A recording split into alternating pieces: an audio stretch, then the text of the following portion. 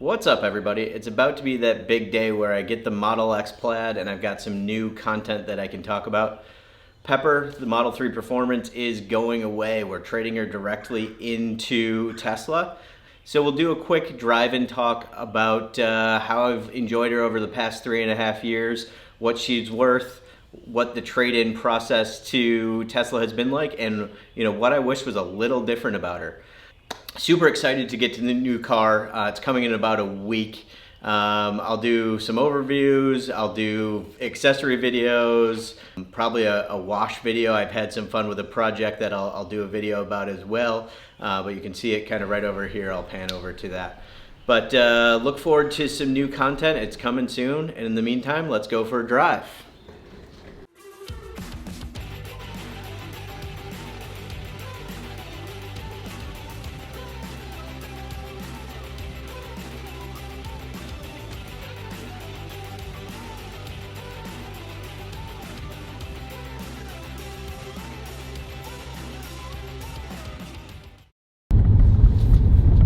All right, so let's start off with the question I'm sure you're all wondering.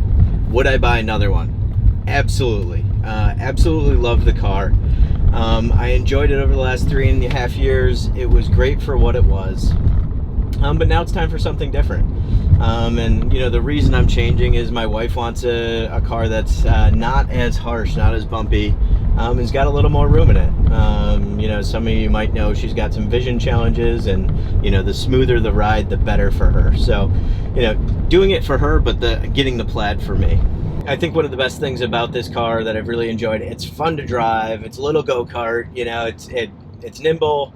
It's powerful. 3.5 years in, I still get excited every time I go like that, put my foot down. The other thing is, it's a good balance. I'm not burning a bunch of fuel to do it. I've got solar panels up on the roof, so I get essentially free fuel. If that kind of stuff's interesting to you, I've got a bunch of videos on the solar project as well. Go check those out. If you're interested in getting your own, I've got a referral code with Tesla still. I think it's only good for both solar roof and solar panels. So if you're doing a project and I helped you out, use the code. Thank you. As much as I love this car, and I would buy it again in a second, two things that drive me nuts. One I can complain about, the other I can't. The first one that I can't complain about is the brakes. They squeak loudly. I've done a video on this in the past. Tesla was no help. They were like, this is normal. You don't use the brakes, they're going to squeak. Humidity gets in there. If you want to fix it, go drive really fast, slam on the brakes. And they'll be great for about a day. And then it all comes back once the humidity picks up again, or I wash it, which I tend to do a lot. So, not much we can do there. A lot of manufacturers actually have a coating that they use, which is supposed to make that better. Hopefully Tesla starts using that. Maybe they already have. Maybe it's just because this is an early one. And then the one I can't complain about is the bumpy ride. I knew what I was getting into, getting a performance model. It's a little bit lower.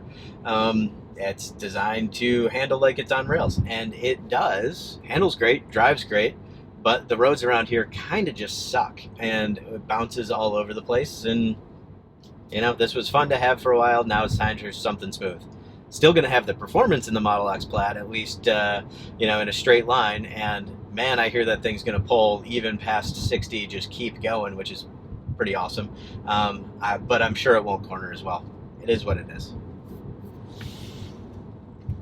So while I'm sure all of you know the process for getting a new Tesla, while easy from a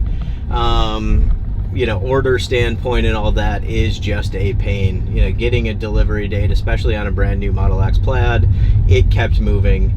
I'm about a year or so out from my order. And the timing is great with used cars worth what they're worth right now, pretty inflated. But I can't complain. I'm going to get some value out of it. So I'm using Tesla financing. The rate isn't that great. It's like 3.4%, but it's not a huge bill, and it's only over 5 years. So searching for something just wasn't worth it for me. The convenience was good. I'm trading in directly to Tesla. Frankly, I was surprised by the price they gave me. I expected, because it was through the manufacturer, and it's just easy that they wouldn't give the best rate because they have to make a bunch off it as well. I was also a little concerned about what, having full self-driving on the car would actually be worth and if I'd get my value back. But feels like I did, and I'm super happy with the price. So let's get into the numbers. When I got this car, I paid $70,000 for it. Model 3 Performance 2018. Right at that time, they didn't really have their pricing figured out. They were going up, they were going down. But anyway, they ended up dropping it by $5,000, and I had the option of either keeping my lifetime unlimited supercharging or trading that in for the $5,000. I took the check. Made total sense to me, given that I don't supercharge all that often. I've got charging at home. So I took that money. So we're at $65,000. I did put a lot of accessories and PPF and making sure I take care of it. So let's add about 10 grand back into it. So 75 grand. That's a lot of money for a car, but I've really enjoyed it. It's been worth it to me. I'm coming to find out the usage cost wasn't all that high, just based on the market being so strong right now. So about a month and a half ago, because I didn't know when I would get the Model X Plaid, when the delivery would actually happen, I started just trying to figure out what the car was worth so I could figure out my final numbers. So I went to Carvana in Vroom just to check out what it was worth. Super easy. You just put in the years. You don't even have to send pictures. You just do a little survey, and then they tell you what it's worth and what they pay for it. It was coming in around $45,000. Actually pretty strong deal. It felt pretty good. I would have been happy with those. And, I got busy and I just never did anything about it. So, all of a sudden I've got my delivery date. I can, have Tesla give me the quote on the car. Their process, a little more involved. You have to give them the details, which is weird because they should know what car you have. And then you take a bunch of pictures of the exterior, all done on the phone. You take pictures of the interior. It's super easy. It's just a little bit more because they want to make sure they know what they're getting and paying for. But anyway, my quote came back a couple of days later at $51,600. Floored by it, super happy. I immediately said, yes, let's take that offer. So is that really, the normal value of this car over the long term after 3 years of usage? Oh, and by the way, I've got, let me check real quick. I actually don't know where to find the mileage on this thing. There it is. All right, I've got 21,338 miles on it. So yeah, it's not heavily used either. So that makes a difference. But anyway, timing couldn't have been better. Am I getting the luck of the market? Absolutely. But these do seem to hold their value. Do I think I got the appreciation on full self-driving that Elon Musk says is happening? Absolutely not. I think if they were truly valuing it and it was truly appreciating it, I'd be, a couple $1,000 more on the price of the car.